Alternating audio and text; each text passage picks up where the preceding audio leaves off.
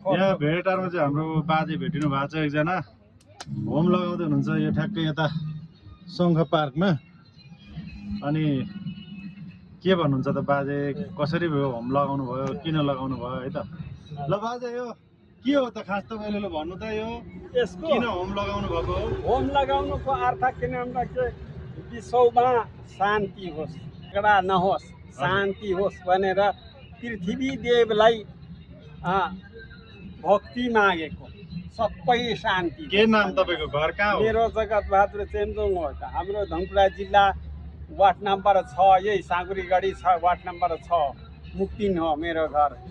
ए अनि कहाँ कहाँ लगाउनु भएको छ होम चाहिँ? विश्व शान्तिको कामना गर्दै लो कामना गर्दै त मैले 5 थर सिलौटीमा हालेँ, अनि हात्तीलेदामा पनि होम गरेको, बारक्षेत्र मन्दिरमा पनि मैले होम, काठमाडौँ किराँतेश्वर मन्दिरमा पनि होम लगाएको, अनि फेरि हात्तीलेदा देवबहादुर तुम्बाको र तोहेन्द्र लौती उनीहरूसँग बसेर होम लगाएको त्यहाँ पनि मैले। अनि त्यहाँ त गाउँमा त कति हो त्यो गन्ती नै छैन।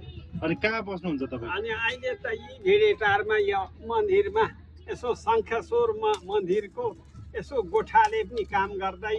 अनि तपाईँले यो होम लाउँदा यो यहाँको समितिले केही भन्दैन? खै केही भनेको छैन, सधैँभरि लाउने, उनीहरूले झन् लाउने नै करम गरेको, तर तै पनि लाउँछ, उनीहरूले पनि लाउँछ नि। ए तपाईँ होम के अरे फाल्गुनन्दको चेला भन्नुभयो होइन? हो, चेलै हो। ल ठिक छ ठिक छ। 5 थर सिलौटी गुठीबाट मैले यो नियम गरेका।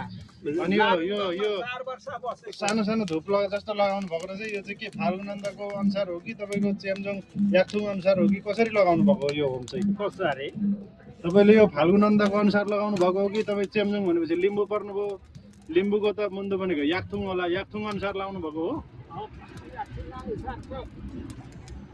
फाल्गुनन्द गुरुको आधारमा मजिम लगाएको नि। ए फाल्गुनन्द गुरुको चाहिँ हो? माथि सिलौटी धाम छ नि। हजुर। उनले आत्मानन्द गुरुले एउटा रोप्छ, सिलौटीले पनि सिलौटीले चाहिँ एउटा मात्रै रोप्छ, माग्निसा होइन। अनि यहाँ हेर्नेलाई के भनिदिनुहुन्छ? तपाईँको भिडियो हेर्ने मान्छेहरूलाई के भन्नुहुन्छ? यता हेरेर भनिदिनु त ल। हजुर, भिडियो कुन भिडियो हेर्ने? यो तपाईँको भिडियो हेरिरहने मान्छेहरूलाई के भन्नुहुन्छ? तपाईँलाई यहाँ हेरिरहने मान्छेलाई? यहाँ हेरिरहने मान्छेलाई हजुर म के भन्छु र, जस्तै पनि एउटा मार्गदर्शनको बाटोमा हिँडेर बाटो लगाएको, गुरुहरूले देखाएको अनुसार उद्धारको बाटो होस् भनेर त्यो नियम गर्छु नि। ए भनेपछि सबैको विश्वको शान्तिको कामना गर्नुहुन्छ तपाईँ? हो त। सबैको राम्रो होस्, जगतको भलो होस्, भलो होस् भनेर, सबैको अरूको राम्रो होस्, मेरो भए नहोस् भन्नुहुन्छ है त? भए होस् नभए नहोस् मेरो, होइन? अनि रुद्राक्षको माला पनि लगाउनु भएको रहेछ टन्नै। रुद्राक्षको माला त लाउनु पर्छ नि, भोले बाको र भोले बा अरे नि त। अनि तपाईँको घर परिवारहरू हुनुहुन्न, कहाँ हुनुहुन्छ? घर परिवारहरू छन् मेरो घरमा, छोरी जति मधेसतिर पसे है, बुढाबुढी चाहिँ पहाडमै रुँदै बस्छ। ए ल बाजे, ल ल राम्रो गरिरहनु भएको रहेछ। अनि कस्तो लाग्यो त तपाईँलाई? एकदम राम्रो लाग्यो, तर अब यो के हो मैले खासै तपाईँको बुझिनँ। 2टा दियो राख्नु भएको छ यतातिर। अनि भोले बा र माता शिव र पार्वती राख्नु पर्यो नि। उनीहरू सृष्टि देव, यहाँ गणेश भगवानको प्रतिमा पनि रहेको छ। यहाँ किराँतेश्वर यलम्बरको पनि,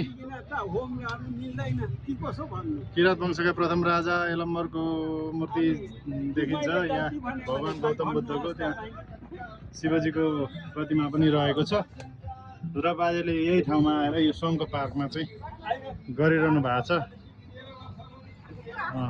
यो भेटारमा है त ठ्याक्कै। यो मेरो साथी बोलाउँदैछ, अलि ढिलो भयो भनेर अब हामी लाग्ने हो। ल बाजे हामी जान्छौँ ल। टिका लाएर जानु। ल।